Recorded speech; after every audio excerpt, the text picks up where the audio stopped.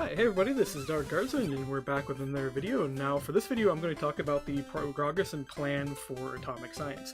Now, for those who haven't followed and haven't been keeping up with Twitter and Discord and everything else, I had planned sometime about last year to eventually update atomic science, and shortly after I started updating ICBM Classic for 112, I said, yeah, we were actually going to finally get around to it, regardless of what anybody else is saying, because a lot of people were like, hey, there's already mods that do this, there's a mod called Nuclear Physics that's basically the same exact thing, etc., etc. It doesn't matter. We were going to do it no matter what. Either it was going to be updated as atomic science, or it was going to be updated as an add-on for basic industries as an atomic modular. What has been decided, and this was through community feedback and talking to other developers and doing a bit of research and going back and forth, atomic science is going to be updated as a standalone mod. It will be updated for 1.7.10 first, then to 1.12, and will update versions between if requested, and that's only if requested because it just takes too much time and effort. So there are going to be two versions, a 1.7 and 1.12 version. What we're going to do is do an initial update for the 1.7 version, fix it, and then we're going to leave it there. So there's going to be no content added to it. There's not going to be a lot of changes. There's not going to be a lot of really much going on with it. The reason for this is there's just not a lot of point in continuing supporting older versions at this current state. 1.7.10 still does run better in 1.12 in some regards, but 1.12 has finally caught up with 1.7, and it's just so much easier to make mods for 1.12 now. People who were raging and crybabying about the JSON system in 1.12, basically, if you go actually use it, it saves stupid amounts of time to do things. The recipes don't take much effort to make anymore. Doing conditional loading of recipes is not too hard. The model system is actually pretty impressive. You can go use tools like Blockbench, Tabula, everything else to make JSON files and make all your models, and you don't really have to work to do it anymore. It's just incredibly simple.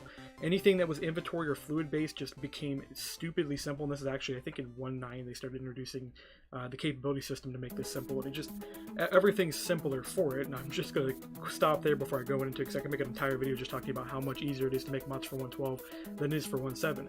But focusing on atomic science itself, so the plan is to actually update it for 1.7 and then 1.12. It's going to be made standalone, so we're not going to depend on Volts Engine. I originally was doing this as the reason why I stopped working on it back before, because I was going to potentially update it before we did the 1.12 for ICBM Classic, and I started working on it, and I just got flat out overwhelmed by the number of problems with it. We couldn't even get the code to compile because there was just so much code that was just not really supportable. Most of it was still in Scala. I converted almost all of it to Java stupidly and got it at least somewhere a state of usability. I got a good amount of errors cleaned out of it. There's still parts that were in Chinese. There was parts that were just not quite up to any usability whatsoever. There was 4 different block systems being used, and what I mean by different systems, because people are like, wait, there's only one block class in the game, only one block system. Well, me and Kalklavi had invented a few different block systems to make our lives easier. We first made the spatial tile system. There was a system before that predecessor to that one, but it turned into the spatial tile system. Basically what this did is this converted the block and tile class to the same object and made life a little easier, because then you effectively made a tile class that did everything. Of course, some of the code was still using the old block class, some of it was still using the previous thing to the spatial tile system, some of it was using the next system past that, which turned into the tile system. Then there was stuff using the node system, and then there was stuff using the newer stuff, the stuff from Volts Engine. So there was a lot of stuff that was being intermixed together, making the code pretty hard to follow and work with. You had render code mixed with logic, you had block and tile code mixed with each other, you had item code inserted into the block code. It was basically a cluster of spaghetti code back and forth, making it really hard to do anything with it, and I was looking at it like, you know what, there's no way I'm going to be able to update this, because I would spend the next 4 weeks just fixing errors before I even had the opportunity to test the mod. So the decision was made, and it took me basically the first half of this week and a little bit of last week to think about this, because I knew I was going to be doing it this week. I started thinking about it, okay, like, how are we going to do? What is the plan? What am I going to go through with this? Like, how many hours am I going to dedicate to updating the mod? How many hours am I going to be doing with other projects? Because of course I have to do other projects for this who didn't pay attention to the Patreon. I basically said I'm going to have to spend a majority of my time doing something other than modding, because I have to make money. The cutoff point for making money, by the way, is September. So those who looked at the Patreon and heard I was going to cut off in April, I did change that because I knew that wasn't going to work. The absolute cutoff point is now September, and that's basically if nothing happens, I can't get anything working no source of income, gotta go do something else for a while. But yeah, back to atomic science. So gotta figure out how many hours doing stuff. I gotta figure out like what was the plan, what libraries we're gonna use, what dependencies we're gonna use, what was gonna be intermixed and what was not gonna be intermixed. And the decision was made, yeah, standalone. We're just gonna do a standalone. We're just gonna rewrite the mod from scratch. So this is already in the process of happening. I've gutted all of the code that just was not simple. So the only thing that kind of stuck around was basically a few items, because item antimatter, there's nothing really going on with it. The hazmat suit, really easy to work on because it was basically just a piece of armor that had some special conditionals at the bottom of it. Of course, I went and dug up my old armor system from Resident Engine, and of course I dug up the old eye poison armor system. I did some small tweaks to this. I am planning on rewriting this to make it more usable, because I do want to recycle this code and go bring it over to the armory mod, and I want to make sure that any armor we make in Atomic Science would support anything made in the armory mod and vice versa.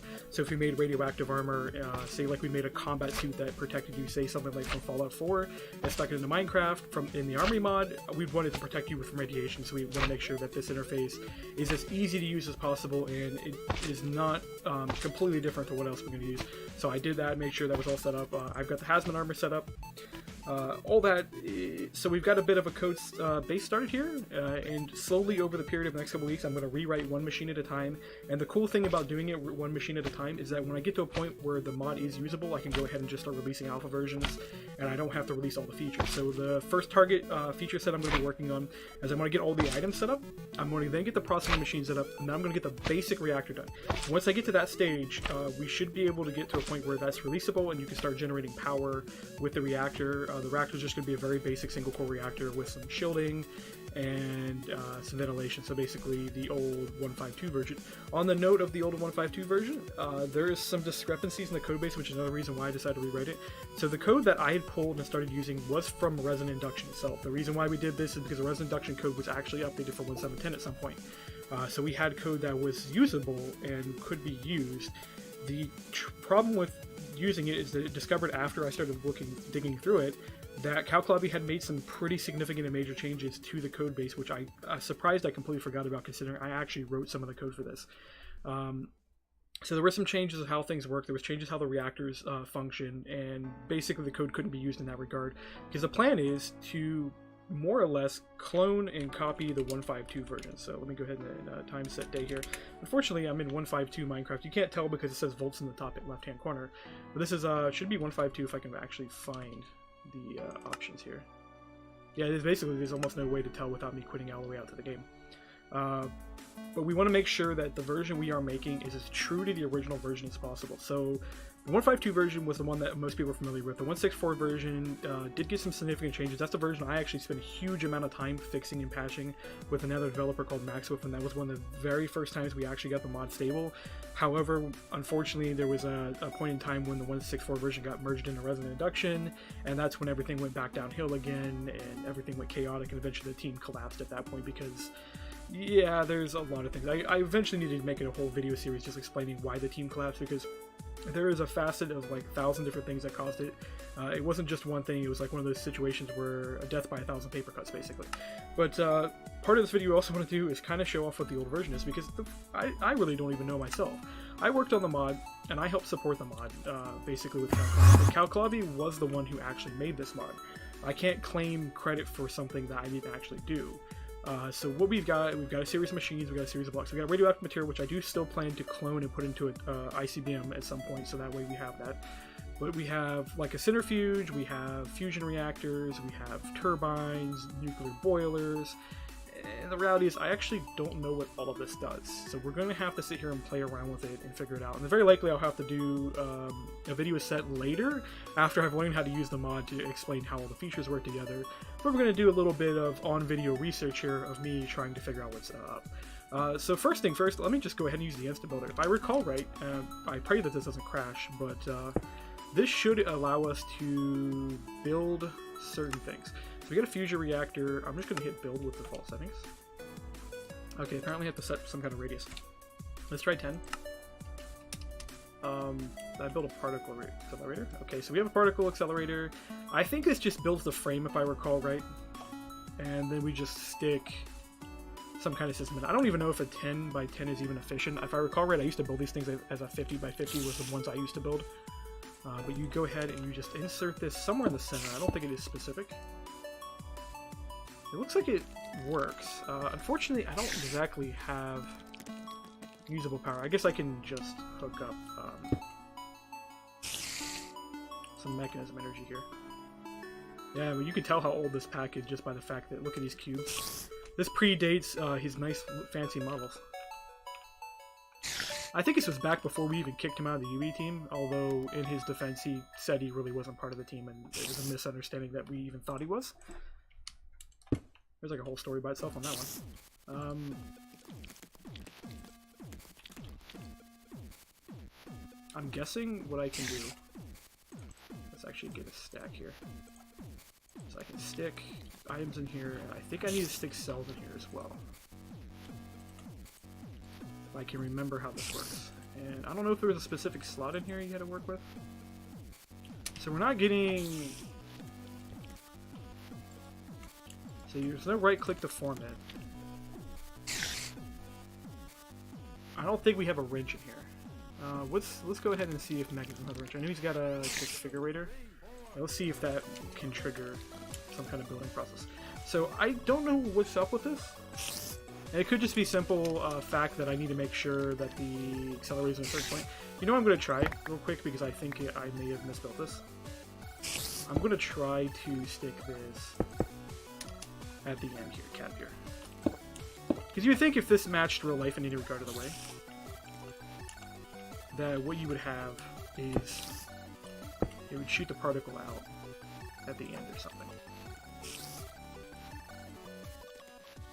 Zero antimatter, use, status, idle, velocity. Oh yeah. There was also, you needed redstone. This might be why I can't actually get it work. Oh, there we go. That is loud, so let's go ahead and... I want video settings, I want audio. Oh wow. It tells you how old of a version we're in if I can't even find it. So we get a particle, and theoretically this should go all the way around, and it keeps looping and looping, and eventually it will stop. So we know the particle accelerator works, so we know it's set up. So the particle accelerator is going to be one of the easiest things to convert, because effectively I could build something very similar to a minecart concept. That's more or less what it is. It works very similar to a minecart. Basically, that entity is going to follow along. And I know in the 1.6.4 version, I coded it that it only needed 3 rail checks to work, so that way you could use it as a particle cannon. But I think in the 1.5 version and previous, it actually needed 4. And I believe if anything gets in there, it will explode. It'll keep getting louder and louder and louder as it goes around. It'll keep getting faster and faster and faster. I definitely want to work on this more. What I think just happened is it got too fast to make the turn. And it just exploded. These things were a bit tricky, and of course I think I just got irradiated too. Yep, radiation. Audio is still playing, so there's tons of bugs in the old version, but we know that that one exists, and we know how that works.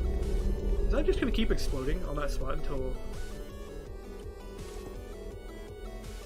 Oh, it's going to keep making new ones. Go ahead and turn that off. There we go. That'll end it. Okay, so let's get the next instant builder out and see if we can get a reactor going. So, do reactor. I'll see if it'll build me a 1. Oh, there it goes. It does build. So I think with the reactors, I think the reactor just gave absolutely no shits about what you did. And I think the concept behind it is you just had to, yeah, sticky piston, and you just needed some kind of reactor wall that was not going to explode on you. So I think a lot of people use glass. I don't know why the builder doesn't actually build you the wall for this. Probably assuming that you could do it on your own. You know, I think these were actually source. Yeah, I think these were source blocks. So we're going to find out pretty quickly that that probably is not going to work properly. You know, the models I might have actually might work for this, because I see there's a reactor chamber in there. Let's go ahead and break a few of these, just so we can look at what's in here. So we got a reactor, we've got pistons. What do we got down here at the bottom? That's a siren. How did the reactor actually... Oh yeah, it produces power at the top of the things. I was like, how did it produce power? It's like, oh yeah, it produces power at the top. How do you even get items into it, though? Because if this is the recommended setup... let's get the water out of here, just so I can take a look at this. So there's a big problem with this. The reason why we're actually doing this, doing a bit of research, is I don't have any design notes from Cal Club yet. He didn't leave me anything, and to be honest, I didn't think he even had any to start with. He was not one of those kind of people that designed anything, which is understandable because he wasn't. Let me try to think of how to phrase this. He was a little younger than I was, and we both basically had. Well, I just got out of high school. He was just finishing up high school. And we both basically knew nothing about coding, nothing about design. I know a lot about design now, so I could build you some beautiful design docs, but at the time we knew nothing. So this looks like, yeah, it's just going to thermopile check that. So we're definitely going to have to change some of the design aspects here because I don't see a way to automate this without removing some of your water. And I'm going to assume this has a higher efficiency the more water is around it. I know how the code works for producing steam. Effectively, this would go around and basically would find water blocks. It would turn the water block into a steam block, and then that steam block would rise up and do stuff. I don't think it actually produced a steam block necessarily. I think it fired an on-steam creation event, and then that was captured by the turbine. We'll probably do the same thing, although what I'll probably also do is make it not actually get rid of the water, because that caused a lot of block lag and everything else. And then, of course, we have the control rods, which you just pushed up and would do things. How this necessarily works, I think, yeah, there's just a piece of redstone there, and it just has a sticky piston, so let's see if we can get this to run. Get some fuel out here. I think you stick a fizzle fuel rod in it.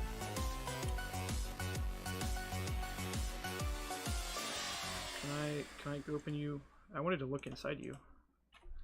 Okay, so we got, yeah, steam emission 0.3 a second, temperature, so I don't know how it's going to emit steam without the fact that it doesn't actually have any water. The temperature is going to go up extremely quickly, and toxicity is going to go up extremely quickly. I don't know if we've got. I think the electromagnetic walls can protect you against radiation. That's another design problem we don't have solved at the moment. We got a fusion reactor. So that's a fusion reactor. So this is the normal reactor. So at least I know what the difference between the two of them model-wise is now. Of course, we got the centrifuges and we got this one. So I'm going to see what this one's going to, control rods are going to shoot up here in a second. That's the reason why I'm leaving it there. So let's just place a few of the blocks real quick so I can get a look at them. And let's get rid of a lot of these. So we got the centrifuge, so we got the fission reactor. Then we've got the nuclear boiler. I think how this works is with a centrifuge, then a nuclear boiler, something like that. Thermopile. Basically trying to do almost all of this from memory. I'm definitely going to fix the texture for the control rod. Look at that, it's just bland. I believe what these are graphite in real reactors. So we definitely could change that to a charcoal texture. I might go ahead and do a little nicer model. I don't know what the cutoff limit is for this. Oh, I just took the fuel rod out. Definitely have to work on the interaction. I'm going to make sure that that's as beautiful as possible. What I'll probably do is also add a block to check the display information about this, because I know that's a big thing in other mods with reactors, but personally I don't use reactors. Most people don't actually know this, is that they're like, oh yeah, you must use reactors all the time when you build bases. I almost never use a nuclear reactor when I play Minecraft. My number one source of way to do things is a steam boiler. I will use a charcoal steam boiler because I like steam power. Most people probably will never know that because I don't actually talk about it much. But I used to have a mod called Steam Power that had a lot of really cool machines. It was actually designed to work with this one, but I never kept up with it. So this is our fusion reactor. That's cool. I don't know why we have a control panel in the front of this, because I assume you will actually never be in the center, because if I remember correctly how you built this, I actually probably could build this from memory. Is actually, let's go a couple blocks up. Do that. I believe you surrounded this. And then you would build basically a ring all the way around and generate plots. I'm going to use the builder here in a second to do this so I don't have to build it by hand. Time set day again. There's no ability to prevent the day from changing at 1.5. So we got the fusion reactor. I'm going to say put a 10 in here and build it. Oh, sweet. This got no shielding. Oh no, it's got shielding. The shielding didn't generate properly. There must be some issues with the algorithm. A lot of Cal Club's algorithms were not exactly great.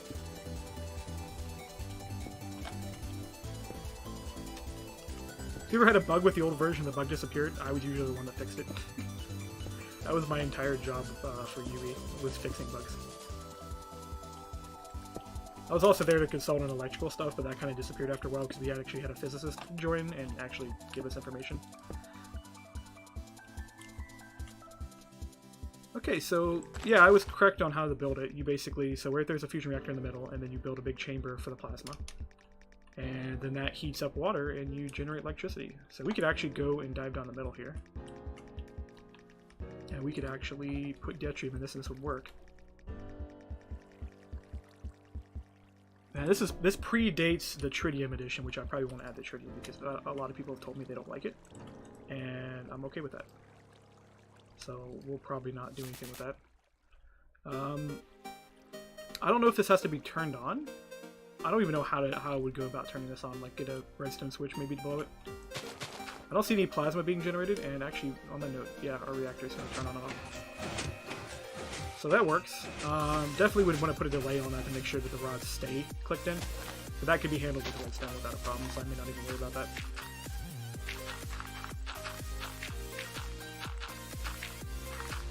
Okay, so first things first, we need some torches.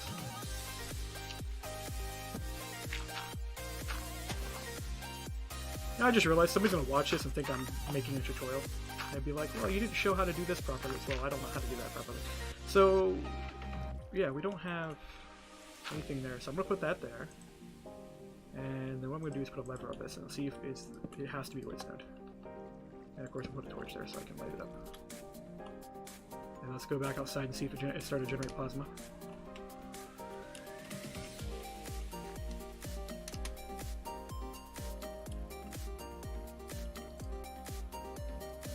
It's not generating plasma. Could be too big. Oh, it's got deuterium in it though, so maybe I'm missing another component. So let's look up through the list again. So we got deuterium, we got strange matter, water cells, breeder fuel rod, fissile fuel rod, uranium. Ah, I remember. The reactors have to be kickstarted. So we need a fuel and we need a cable. Man, I actually miss how Mechanism used to have just a simple cable in it. There was no, you need to have like a different cable per power rating. Okay. I hear fire. That's a good sign. Oh, I see plasma. In theory, this whole thing should fill with plasma, but I think it might be too big. Yeah, it's too big. We should start seeing these guys spin. Yep, they're spinning. Looking good. And these guys will generate power. I don't know how much power they can store. They're generating power. So we know that that works, and that's pretty simplistic. This won't be too hard to code, because effectively how this works is this just generates plasma. The plasma then generates heat. The heat then relays through the blocks into the water, which then makes steam. So there's not a lot of complexity. You build a lot of simple mechanics that result in complex behavior. That's one of the greatest things I love about programming, is that if you know what you're doing and you make things simplistic, you basically can Lego block the entire thing until you get done. So that works. We know this thing works. And now to figure out how these centrifuges work, which I'm going to grab these and move away from the other thing. Actually, I'll just break this. There we go. Then I can just sit here.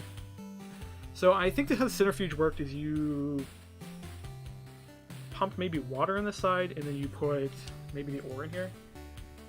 Or maybe it's the nuclear boiler who does that. I know one of these makes the yellow cake. I know one makes the actual fuel. But of course, we don't have any, because there's no NEI support. We never added it, so I don't have any recipes to work off of. So we're going to guess, because I like guessing. It's a great way to learn. So I'm just going to power both of these. I'm assuming they both need some kind of fluid. We actually have any fluids in here. So I'm not seeing fluids. I do see water cells. Let's try to see if these can input water cells. They do input water cells. Okay, let's grab that. At least the middle mouse button still works. Centrifuge does not take water, so I'm going to assume this is a different... Oh, so it actually does tell you uranium heterofluoride, which this produces. Okay, so yeah, water to that. So then we need a pipe to go between the two, which we're just going to grab the mechanism pipe for this. Does he actually have a fluid pipe? He has a mechanical pipe, pressure pipe. I'm going to assume the mechanical pipe is what I want. I also hope this auto outputs. So then I'm going to say what we do is we insert uranium ore onto one side.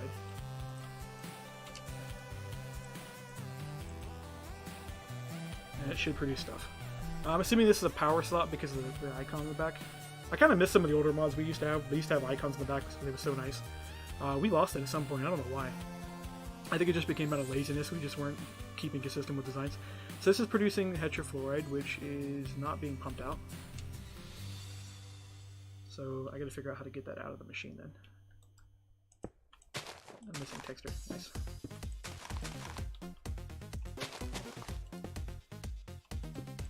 Okay, so I don't know if mechanical pipe does what I think it does. Let's try our next bed. Our next bed is just going to be, I can stick the machines next to each other. It should pump. Yep, there, that'll work. So that's then centrifuging. We should get maybe yellow cake out of this. And I think what you do is then you centrifuge it again to get the next step. We have hoppers. Yes, we do. Save myself a little bit of trouble here.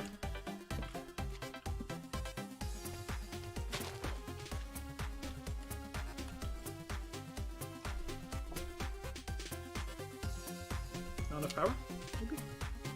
No, we're doing good on power. I'd say I'd be amazed if that actually drained a full thing.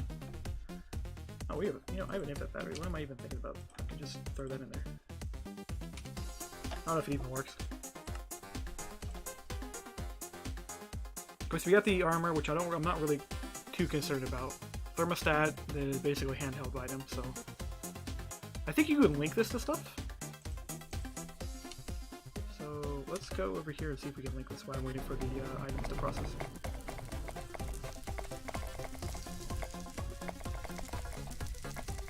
Invalid thermal. Okay. Invalid thermal device, invalid thermal device. I don't know what that means. I think it's just because it's not linked to anything. Oh. Yeah, this is what I thought it does. It actually relays heat through the block, so that confirms that thought process. Cool. Then we got the atomic assembler, which is basically you use strange matter to make items. So we'll hook this up to its own battery, because I'm probably going to drain it trying to do this. And let's check our progress on this guy. Have you made anything? Wow, this is a really slow process. So I think in theory, what you would do is you'd use multiple centrifuges, which would match real life. How this works in real life is you have like thousands of centrifuges. I've actually never seen a real plant before. I've only seen them on YouTube. Okay, so that creates our uranium, which went into the wrong slot. Or does it just create uranium and there's actually no... I think it just creates uranium. So what happened to yellow cake? Can I get usage on this or recipes? Okay, NEI is not going to help me at all today. This is likely a byproduct of one of these machines, but I'm not quite sure which. We'll definitely have to look at that. Real easy to do now when I can just go dig the code open and go find all the recipes. So last thing is just go take a look at the atomic assembler, which I gotta admit was one of the cooler models that was ever made back in 1.5 when we made. And this one, you just basically stuck stuff in here. It would just make whatever's in the center slot, if I recall right. So if we wanted to, for example, make some uranium ore, did that. And then we got some strange matter out. I think it was strange matter.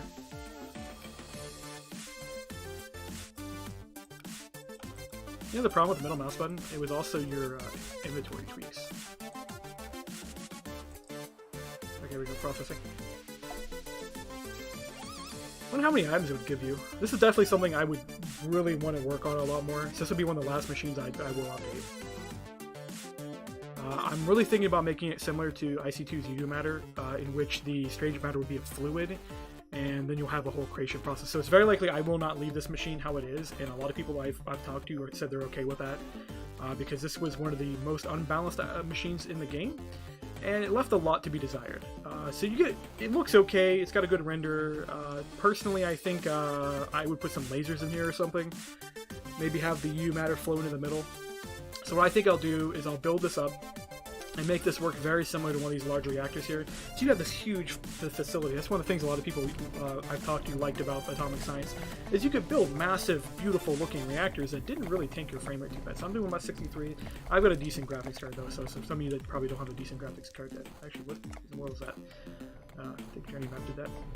If that's even called Journey Map. It's 152. Could be anything. So this is making radioactive material, so that's about it on the mod. So it's going to make uranium-235 and U-238. So you got breeding uranium and you enriched uranium. I don't remember which does which. I'm pretty sure 35 is used for the actual fuel, and then of course I think you can do another type which you can use for the nuclear weapons and ICBM. And we got the fomentation chamber. That's something I can't really show off easily, so I'm not going to worry about it. So I'm going to go ahead and leave you guys here, and see you in the next video when we actually take a much more in-depth view at this and actually figure out everything that I am missing and need to look at and everything else, and figure out what we're going to do design thing. And of course I'll be making videos as I'm updating the content, and hopefully I'll get a chance to stream here when my internet's not running like crap. So